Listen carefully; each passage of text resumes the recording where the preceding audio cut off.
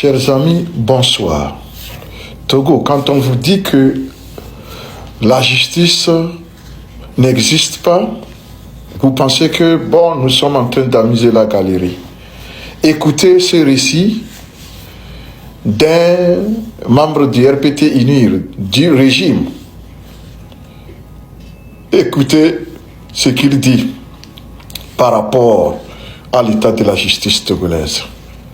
Écoutez ce que ce monsieur raconte, ce qu'il a subi, l'injustice qu'il a subie.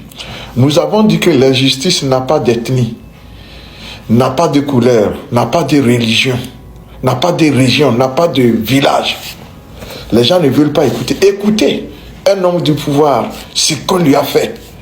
Allons-y seulement.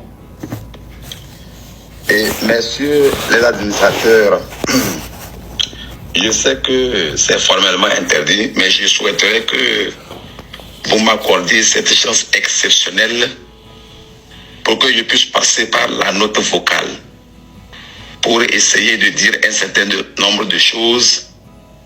Et je souhaite également que lorsque cette note vocale-là va être envoyée sur cette plateforme-là, tout le monde a la possibilité de partager. Partager, même si ça doit arriver au niveau du chef de l'État, partager. Et à la fin, je vais signer, c'est moi, je dois signer. Il faut que les gens arrêtent de faire des commentaires là. S'ils ont peur, ça fait leur affaire. Je dis que j'agis en tant que président d'une association qui lutte contre la corruption, la mauvaise gouvernance, les mauvaises pratiques. Voilà, et tout ce que vous savez. Voilà, donc, je n'ai pas peur. J'ai commencé ce travail-là quand je n'avais pas encore 10 ans. Donc, ce n'est pas au-delà, ce n'est pas lorsque j'ai plus de 40 ans que je vais avoir peur. Il faut que les gens arrêtent. J'ai été diffamé. J'ai été enlevé. J'ai été kidnappé. On m'a envoyé illégalement en prison.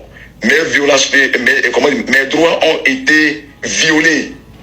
J'ai été, disons, détenu illégalement. Voilà. Lorsque M. Abitor, qui me condamne, dit qu'il a reçu des instructions de ne pas rendre une sentence qui cause problème à l'OTR, qu'est-ce qu'on peut comprendre?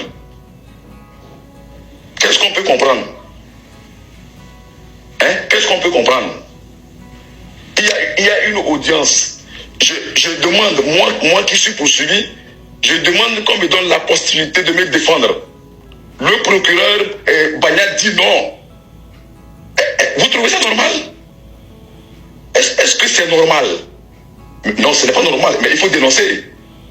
Ils se disent qu'ils sont des tout-puissants ici. Non, c'est pas possible ça. Ils n'ont pas le droit de vie et de mort sur des gens, sur les populations togolaises. Il faut qu'ils arrêtent ça. Hein? De quoi est-il question? Le jugement dont on parle. Ils disent que l'hôtel a gagné au niveau de la première instance. Qu'est-ce qui s'est passé? Mais j'ai été enlevé à Atapamé. J'ai prêté serment au tribunal d'Atapamé. Sur la base de quoi? C'est sur la base d'une lettre de réponse donnée par l'université lorsque l'hôtel a demandé la vérification de mon diplôme. La demande a été adressée par voie électronique en décembre 2015. L'OTR a reçu les résultats en janvier 2016. Ils ont préparé mon dossier avec la copie, puisque je n'étais pas seul, je n'étais pas concerné par cette vérification-là, en ce qui concerne l'université d'Abomey-Calavi. Je n'étais pas seul, nous étions 4. L'OTR a fait une copie pour mettre dans mon dossier, et ce dossier a été envoyé au tribunal d'Atapamé pour que je puisse aller prêter serment pour marquer mon entrée définitive au sein de l'Office togolais des recettes. C'est de ça qu'il est question. Le président, l'actuel président de la APRUSIA, M. Kimela Balo Abba, c'est lui qui a organisé cette cérémonie de prestation de serment le 4 février 2016. J'ai prêté serment. Et juste après, quelques mois après, puisque je vais faire vraiment mon travail, je veux que les ressources financières rentrent dans les caisses de l'État pour permettre à Fonya Sibé de ne plus aller sur les marchés financiers pour solliciter les fonds. On trouve que je suis méchant, il faut finir avec moi, il faut m'éliminer. Est-ce que vous trouvez ça normal? C'est où ça peut se passer comme ça? Vous trouvez ça normal? Et on on ne veut pas qu'on en parle. Pourquoi? Et on ne veut pas qu'on en parle. Mon chef de division à Atabamé recrute 3 criminels pour qu'on vienne m'assassiner. J'arrive à atteindre un. Je suis gendarme aussi. J'ai été gendarme. Même si je n'ai jamais posé de tenue. J'ai été gendarme agent de renseignement. Ceux qui sont sur la plateforme Convergence Fort savent de quoi je parle. Je suis allé au script plusieurs fois pour réclamer des documents. Tout simplement parce qu'on est venu chez moi ramasser ça d'une manière illégale. On n'a pas communiqué ça au parquet de Lomé. D'abord, même ce n'est pas le parquet de Lomé qui devait me suivre. L'action publique ne devait pas être, comment dirais-je, ce n'est pas le tribunal ce n'est pas le parquet de Lomé qui devait mettre l'action publique en mouvement. J'ai mon domicile fiscal à Atbamé. Pourquoi on vient me kidnapper à Atbamé et on m'envoie au tribunal, on m'envoie au parquet de Lomé qui me dépose en prison? Vous trouvez ça normal? Et cela fait combien d'années? Ça fait 8 ans que je suis là. Tous mes biens ont été saisis d'une manière illégale. Mes terrains et autres là, on est en train de les vendre. C'est déjà vendu même. Je n'ai aucun papier avec moi. C'est ce que je réclame. Je demande au script de me fournir un PV pour que je puisse réclamer ça. On me dit non, il n'y en a pas. Que je n'ai pas le droit. Mes avocats font la demande. On dit non. Je vais au parquet de Lomé. On dit non. J'ai fait des bails plus de 5 ans. Pourquoi? Mais qu'est-ce que j'ai fait? J'ai fait quoi au juste comme me dit ce que j'ai fait? Donc faire bien son travail dans ce pays-là, c'est un crime. Il faut qu'on nous le dise. Si faire bien son travail dans son pays est un crime, qu'on nous le dise. De tout compte fait, moi, je ne vais pas changer à cause des humeurs des gens. Je ne vais pas changer à cause du comportement des corrompus. Je suis très là-dessus. Il faut qu'on se dise la vérité. Nous ne sommes pas contre la politique de force. Fon Yacine veut qu'on lutte contre la corruption. Oui ou non? La réponse est oui. Voilà. Donc, on doit le soutenir par rapport à ça. Je ne peux pas, au cours des joutes électorales, dire que oui, j'écris, que oui, je soutiens mon champion, je soutiens mon parti. Et à la fin, j'ai la spécialisation pour lutter contre la corruption, pour faire en sorte que les ressources financières puissent entrer au trésor public, pour permettre au président de la République de réaliser ses projets sociaux. Voilà. C'est ce que j'ai fait. Qu'est-ce qu'on me reproche? Je vais vous dire quelque chose. Ce qui est plus dangereux, et que ça, aujourd'hui, ceux qui se disent qu'ils sont puissants, ils ne seront pas éternellement. Seul Dieu est puissant éternellement. Il faut qu'ils le comprennent. Seul Dieu est puissant éternellement. L'homme, il est passager. Qu'ils n'ont qu'à se retenir. Qu'ils se retiennent. Le plus tôt serait le mieux. Qu'ils fassent beaucoup attention. C'est ce que je dis. Je vous explique ce qui s'est passé. Les responsables de l'ODR, avant de dire qu'ils déposent une plainte contre moi, ils disent qu'ils ont cherché à vérifier l'authenticité de mon DSS. Pour le faire, arrivé à un moment donné, l'hôtel ne peut plus le faire parce que l'hôtel est tellement occupé. Et qu'est-ce qu'il fait? Il confie cette mission à la gendarmerie, via le SRI. Je suis un fin procédurier. Je suis mieux placé pour dire que déjà ce que je viens de vous dire là, c'est un faux problème. Un juge professionnel qui respecte son serment, qui n'est pas encore tombé tout à fait. Chers amis, dites-moi ce que vous pensez.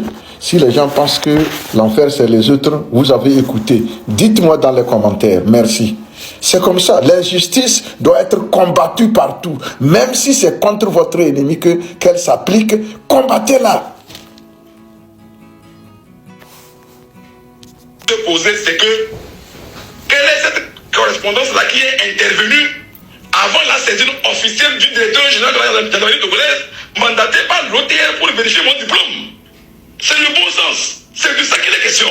Maintenant, lorsque que la gendarmerie a préparé le PV d'enquête préliminaire. D'ailleurs, ce PV, c'est du faux.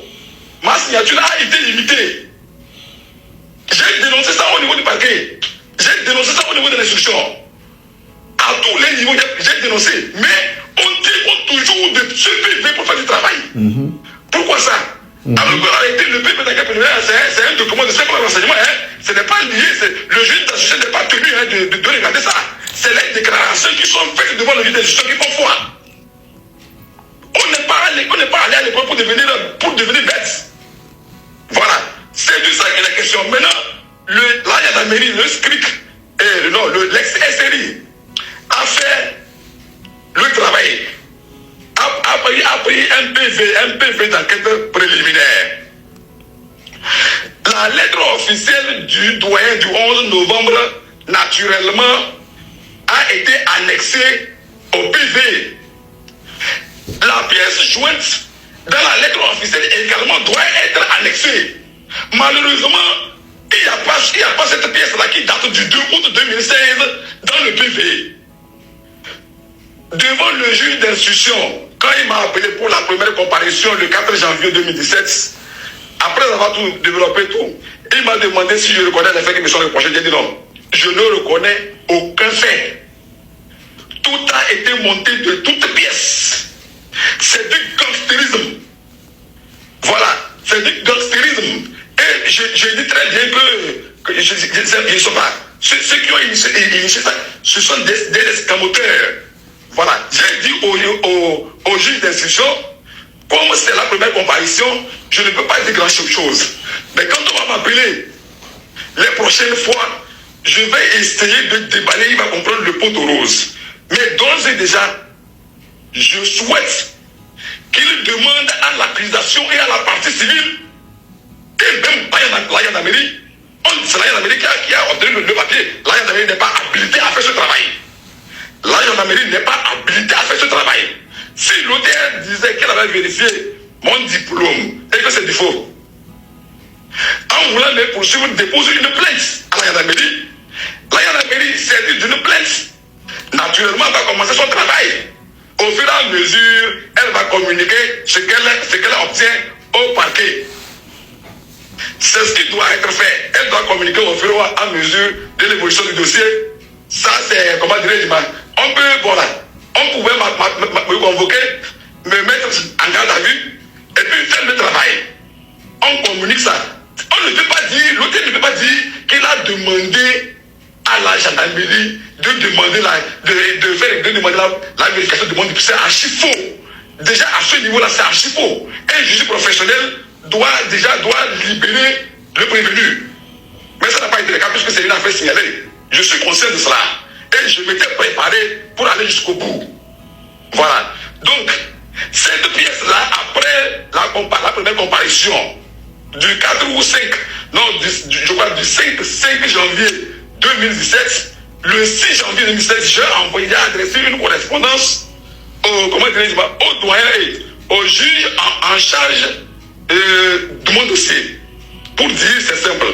Monsieur le juge, la pièce jointe qui date du 2 août 2016, au moment où la gendarmerie n'avait pas encore saisi le doyen. Je précise que le doyen de la FASEG n'est pas habilité à donner une réponse pour le compte de l'université. Il n'est pas habilité. Encore que, moi j'ai fait l'école doctorale de la FASEG. J'ai fait le DSS au niveau de l'école doctorale de la FASEG. Maintenant, même si c'était le cas, en réalité, la seule personne qui est habilitée à donner une réponse de vérification d'un diplôme lorsque demande en est faite, je dis bien la seule personne. Au moment des faits, je parle de 2016, c'est le premier vice-recteur de l'université, Labomen Kalavi, chargé de l'affaire académique et de la recherche universitaire. Quand cette personnalité-là est saisie, naturellement, puisque ce n'est pas elle qui reçoit les inscriptions des étudiants, ce n'est pas elle qui délivre les diplômes, elle se réfère toujours à l'école ou au décanat. Ainsi de suite. Une fois que l'école ou les décanats fait des vérifications, sur la base de la réponse, sur la base de ce qu'elle a, de ce qu'elle a obtenu comme réponse, premier vice-recteur pour l'informer du résultat obtenu. Et sur la base de ce résultat, maintenant, cette personnalité qui est habilitée à donner la réponse au nom de l'université, maintenant, adresse le courrier à l'institution ou au pays qui a fait la demande de vérification du diplôme. Voilà la procédure. Donc, quelle que soit la lettre qu'on va me présenter, qui est signée du doyen de la FASEG, cette lettre-là, moi j'ai demandé à mes avocats de dire clairement au juge d'écarter ça des débats. Moi je ne vais pas mettre en difficulté mon pays, quoi, en disant ce qui s'est passé là. Est-ce que vous voyez? C'est ce qui a été fait. Mais on a demandé cette pièce en vain. Le juge d'instruction a demandé, le premier juge d'instruction a demandé à réclamer cette pièce en vain. On refuse de donner. Mais si on refuse de donner cette pièce, c'est qu'il y a quelque chose qui ne va pas. Il y a un secret. Et c'est ça que mon avocat a dévoilé à la Cour suprême la fois dernière. Je l'avais déjà fait au niveau de la Cour d'appel. Et quand je le fais, aucun juge sérieux, même s'il est un criminel, même s'il boit du sang humain, ne peut jamais oser me condamner. Et c'est ce qui s'est passé. J'ai produit la pièce là en question au débat à la barre ici au niveau de 14 octobre 2021. Monsieur Badoué était là pour le compte du parquet général. Madame Wana Tchalim était là pour le compte du cabinet Tchalinjao, défendant la partie civile ODR. J'ai lu le tribunal, la cour m'a donné la possibilité de lire. J'ai lu. Elle m'a demandé de communiquer la pièce là au procureur général, M. Badoué. Je l'ai fait. La cour m'a demandé de présenter la pièce là également à Maître Gouana Tchalim pour le compte de la partie civile. Je l'ai fait. Juste après, on a donné la parole au procureur général pour qu'il dise ce qu'il a, pour qu'il fasse un commentaire par rapport à ce courrier. Le monsieur dit qu'il n'a pas de commentaire à faire. Celui qui me poursuit, celui qui met l'action publique en mouvement, dit qu'il n'a aucun commentaire à faire par rapport à ce document-là. On donne la parole à l'avocate de la partie civile. Elle dit qu'elle n'a rien à dire, mais qu'elle demande tout simplement à la Cour de confirmer la décision qui a été rendue par le premier juge. C'est dommage. C'est vraiment dommage. C'est vraiment dommage. Voilà. Maintenant, je vais vous livrer le contenu de la lettre en question. Jusqu'à ce jour, ni l'OTR, ni l'accusation, c'est-à-dire que toutes les parties qui sont contre moi n'ont jamais accepté de produire cette lettre qui date du 2 août 2016 lorsque, comment on dit ça, lorsque la gendarmerie du Togo n'avait pas encore saisi ce doyen qui n'est pas habilité, quoi, à donner cette réponse. Je vais vous livrer le contenu pour m'en arrêter là.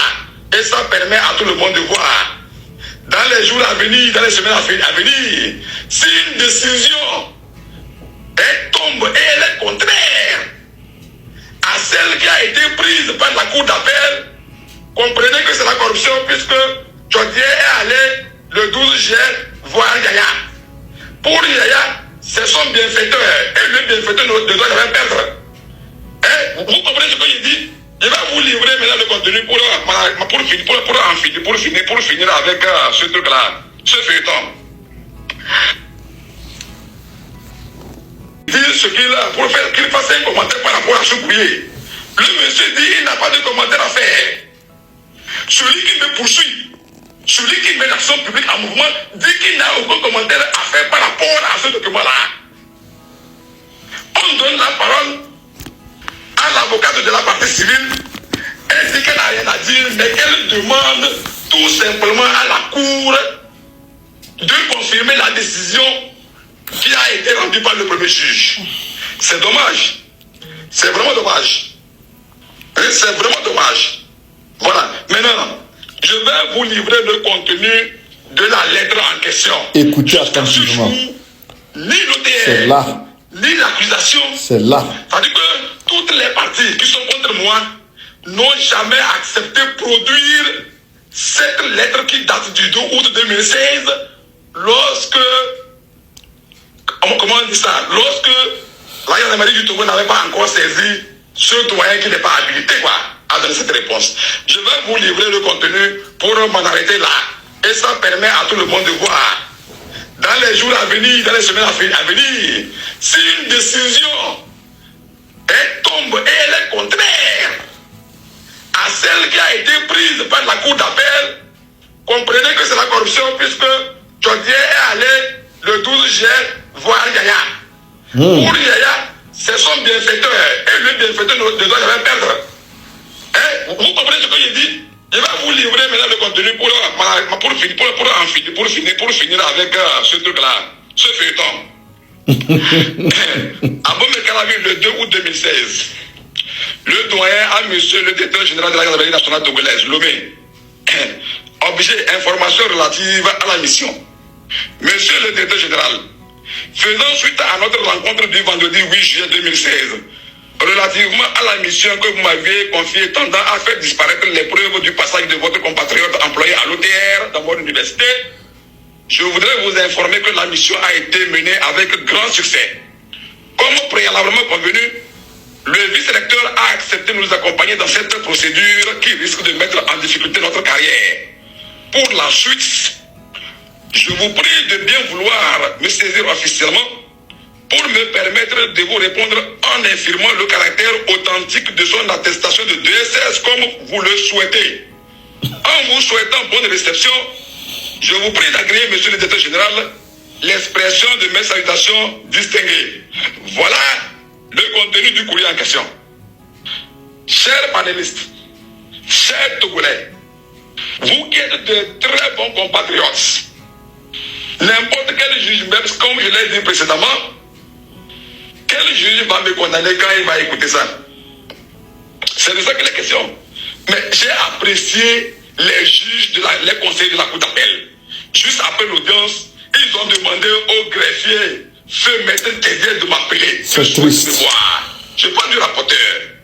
Il m'a appelé. Mon pays. Pour me parler, pour me dire, monsieur Yodo, inspecteur, ce que tu nous as livré à la barre devant tout le monde là, ça fait peur. Pardon. L'OTS c'est une jeune institution. Nous n'allons pas la mettre en difficulté. Toi-même là où tu es là, tu seras appelé à être commissaire général un jour. Il faut nous comprendre. Ce document-là, on va essayer de le mettre de côté. Mais puisque pour qu'une infraction soit constituée, il faut la réunion de 3 éléments cumulatifs. On va essayer de gérer ça. Donc comprends-nous. Ce n'est pas fini. Il y avait une lettre aussi que j'avais adressée au procureur de la République. Puisque c'est le procureur qui me rassurait que non, il y a des barons qui le dérangent, qui le menacent, mais de patienter, lui, va régler le problème. Mais je fais plus de 4 ans, il ne règle pas le problème, qu'est-ce que j'ai fait? J'ai fait des révélations, je lui ai envoyé la lettre, avec des révélations, lettre de 20 pages. Ça aussi, le rapporteur m'a dit non, que franchement, il va faire réfléchir. Tout ce qu'il a déjà dit, puisque ce qui est constant, l'OTN ne va pas exécuter la décision là. Ils vont faire le dilatoire en faisant le pourvoi en cassation. Donc, par rapport à ça, lorsque le dossier de procédure qui s'achève au niveau de la cour d'appel, puisqu'on doit prendre le dossier pour envoyer à la Cour suprême, que les documents là soient dans le dossier. J'ai insisté en disant ça au conseil rapporteur, il m'a dit qu'il est d'accord. Ok, il dit ok, pour le reste, vous pouvez faire ce que vous voulez. Je suis parti. Mais la décision est tombée. L'OTR refuse maintenant, en fait, déclaration, l'OTR refuse maintenant refuse de s'exécuter, d'exécuter la décision. Et pour le faire, pour faire la déclaration de pouvoir, on se permet de modifier l'arrêt rendu par la cour d'appel. Kalim Tchitchao a formé son pouvoir sur la base d'un arrêt frauduleux. Mon avocat l'a démontré. On a rien inventé, c'est lui-même qui a communiqué l'arrêt qui a fait du sursis. Quand il a écrit pièce numéro 1, pièce numéro 2, pièce numéro 3, il a envoyé deux pièces, deux arrêts différents. Un arrêt frauduleux dont le fond a été modifié et un arrêt qui est vrai, que mon huissier bien signifié par voie d'huissier. Comment un juge sérieux peut déclarer ce pourvoi-là recevable à la forme? C'est un criminel qui peut faire ça? C'est un gangster déguisé en magistrat qui peut faire ça? Mais ils ont envoyé la requête à fin du sursis en demandant au siège présidentiel de leur accorder le sursis. J'ai saisi le président par rapport à ces faits gravissimes. Par rapport au fait que ce soit plutôt M. Kalim Tchitchao, qui prennent le dossier de la Cour d'appel pour la Cour suprême. Ils ont pris le dossier le 17 mars. Le dossier est resté où? Et c'est le 31, ils ont envoyé ça à la Cour suprême. C'est pour faire disparaître les documents qui dérangent dans le dossier pendant 2 semaines. J'ai saisi le président de la Cour suprême par rapport à ça. Le monsieur dit, mon fils, pardon, ceux qui ont fait ça là, si je dois faire normalement mon travail, les gens vont perdre leur boulot. Fais un effort pour que les chefs de l'État ne soient pas au courant de ça. Moi-même, je vais essayer de gérer ça. Faire en sorte que tel avocats ne soient pas au courant. Il faut les écarter. Moi-même, je vais gérer ça jusqu'à la fin. Je dis non. Monsieur le Président, je vous connais très bien depuis 2001. Si vous le souhaitez, je vais faire venir mon parent comme témoin, un de mes parents, comme témoin. Il dit oui, il n'y a pas de problème. C'est ainsi que je suis allé avec mon parent, un parent, qui est bien connu du public togolais, le 8 mars 2022. Il n'a pas voulu nous recevoir nous deux, il a reçu mon parent. Après, il m'a reçu le 11 mars 2022. Et il m'a fait beaucoup de révélations. Et il m'a dit que de ne même pas accepter, même s'il faut qu'on parlait tous les responsables de l'hôtel, qu'on le fasse. C'est Yaya, même c'est Abdoulaye qui me dit ça, le 11 mars 2022 dans son bureau. Il m'a reçu autour de 11h30, on finissait autour de 13h02. Pourquoi aujourd'hui, Yaya qui a rejeté le sursis, sollicité par le conseil de l'hôtel, qui a rejeté ce sursis-là, en disant que vous avez formé votre pouvoir sur la base d'un règle frauduleux et que par conséquent, vous ne pouvez pas bénéficier d'un sursis. Pourquoi c'est lui qui vient aujourd'hui? Parce qu'il a reçu les sous, c'est parce qu'il a reçu les champagnes, c'est parce qu'il a reçu les boissons de fin d'année, de Tchouadier, et qu'il faut changer de veste pour faire tout, pour passer par tous les moyens, pour que ce soit plutôt le qui gagne. Pourquoi ça? Pourquoi? Moi, je parle parce que le procureur a dit clairement que je suis pour le Togo, ce que Charles Bleu Goudé est pour la Côte d'Ivoire. Et je suis d'accord avec ça. Je ne peux pas accepter qu'on me mate de cette façon-là. Voilà un peu. Les documents ont été communiqués par Charles Tchao lui-même à la Cour suprême. La Cour suprême nous a communiqué ça à l'occasion de la mise en état. Togo. On nous a communiqué les mêmes documents au moment où le président de la Cour suprême voulait avoir nos observations avant de se prononcer sur la requête, sur le sursis sollicité par l'OTR. Nous avons les documents là. Mais au niveau de la Cour suprême, ils ont fait disparaître tout ce qui est faux que Talidjo a envoyé. En quoi cette disparition nous concerne? En quoi cette disparition de pièces à la Cour suprême nous concerne? Nous, on a saisi ces choses à base de ça que nous écrivons pour demander que le sursis, que le pouvoir sollicité par le pouvoir fait par l'OTR soit déclaré irrecevable à la forme. Chers amis, vous avez écouté, c'est maintenant même que l'affaire a commencé. Vous avez écouté leurs propres frères, deux partis, comme lui-même il le dit. On veut vraiment les nuire complètement. On envoie un courrier. Je veux vivre ma vie, ami. Colle-moi la petite. Ah, ben non gamile. Il veut bien choisir c'est ton caoulado. Benani bien son paro. Acha benani. Konano. Come on. Mita simna mamita. Mina display. Kasimna mate. Poma. Iva. Namia englobe là. Oh yo, mi dati. Oh yeah, dati là. Combien de temps feront nos suitaires qu'on ne veut pas vivre la vie? Viva, namia rakwele que ta kaviga vosu. Yava ira que batuma. Bobo. Viva namia display. Viva. Correct. Viva, viva, viva, la. Oh yo, me that you. Yeah, me that you. Oh yo, me that you. Oh yeah, me that you.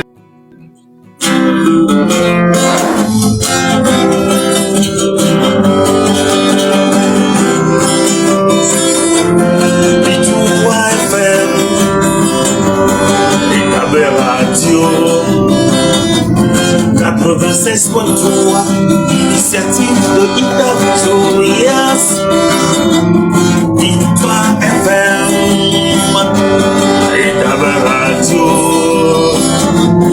96.3, initiative de Ida Victorias.